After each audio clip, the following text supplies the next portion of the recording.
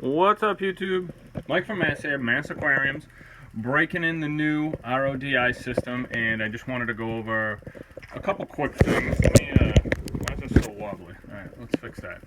A couple quick things you want to do when you start your RODI unit up and fill it with water and run it for the first time. And one of the most important things you have to do is you have to check everything for leaks. Now, I like to go around with a flashlight and I check all my connections, where my waistline is hooked up, where my inline is hooked up.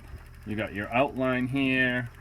If you got the TDS meter hooked up as well, then I get on, a step stool if needed, and I go all in here. As you see, I have this paper towel right here because I didn't have one of these membranes on tight enough. I didn't twist it tight enough, and there was a tiny little drip. But you have to check everything. Your flush kit, whatever your,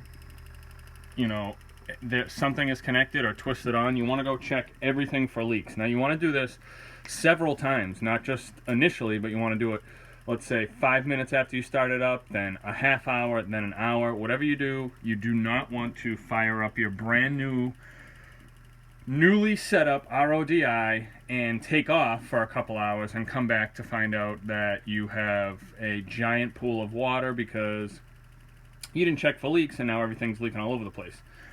Also, you need to dial in your pressure.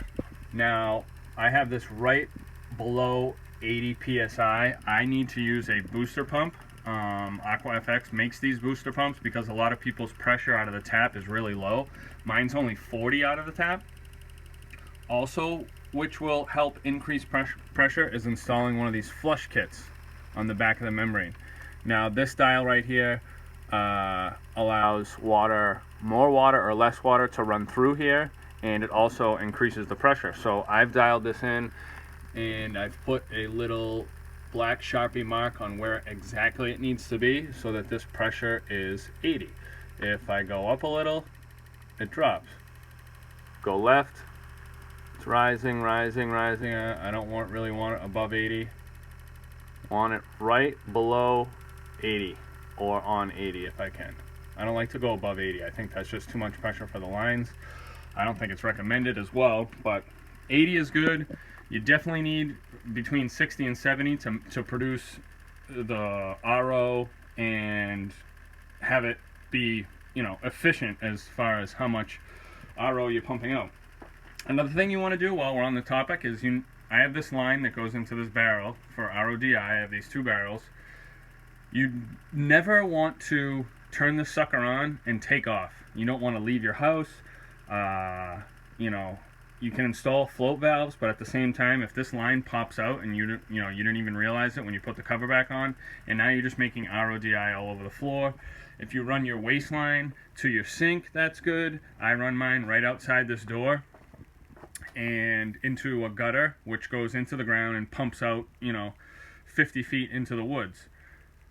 I have done this. You want to make sure everything is secure. I've put my waistline in, gone upstairs, only to find out the door knocked it onto the ground and all the wastewater was pumping into the whole basement. I do have a video on that just in case. So that's the three major things, folks, is just check for leaks, check all your connections, make sure your outline is secure to where it needs to go, as well as your yellow wastewater line where it needs to go. And that's about it. I'm going to try to go live tonight if I can with Mike, do another Mike and Mike, give you a quick shot of the tanks. 40 doing marvelous, although I do love it better with the aqua clip on. It looks amazing to me because I'm here, but just the camera doesn't make it look all that super special. Got a lot of trash from my Aquarium Box yesterday.